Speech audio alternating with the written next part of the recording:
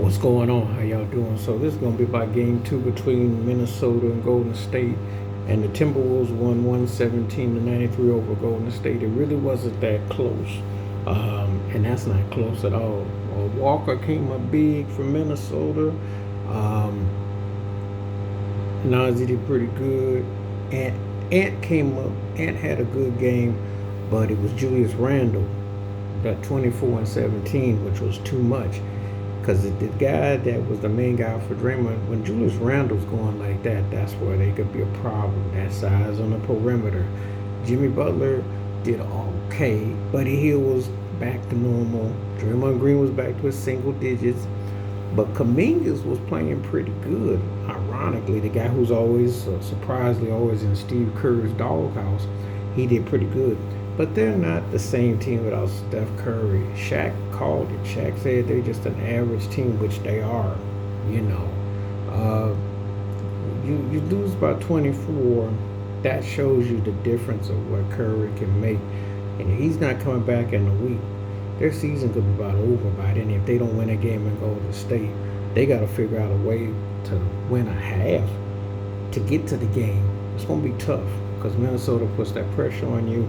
Ant hasn't really even gotten going, and that's the scary part. But a 1-1 right now, so that means the series is going to be real interesting. But I think Golden State's going to have a tough time. I just don't think they generate enough offense.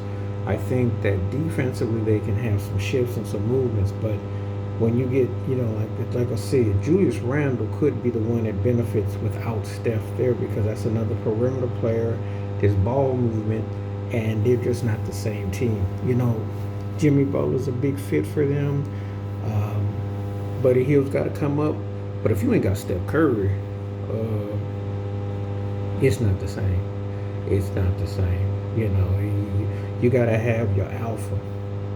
You don't go against a team like Minnesota and get short, because if you do, you already have to play at a high octane level. You already have to play at a level where, and I'm not saying Golden State can't steal another game or be in for a couple, but if Minnesota can gel like that, where Ant doesn't go off and you get the others going, it's a tough series for Golden State because they're too small and they're going to get exposed in too many ways.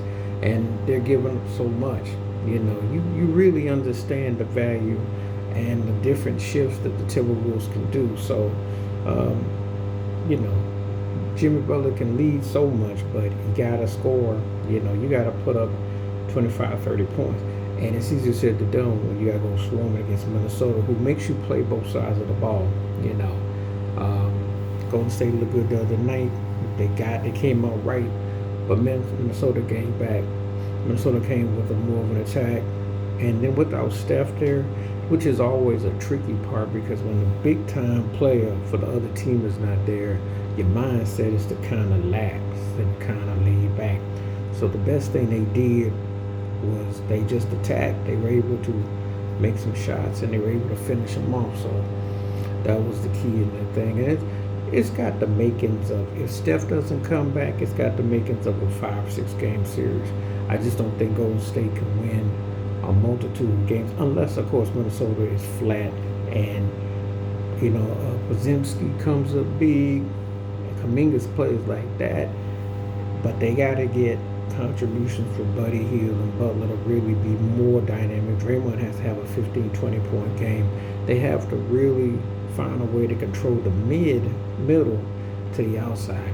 They can't beat Minnesota if they have a straight up. So this is going to be life without Steph Curry. It's going to be tough.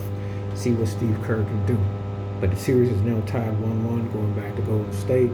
So it's going to be real interesting what they got to do. And remember, Curry ain't coming back for a week, so it don't look good for him. It don't look good.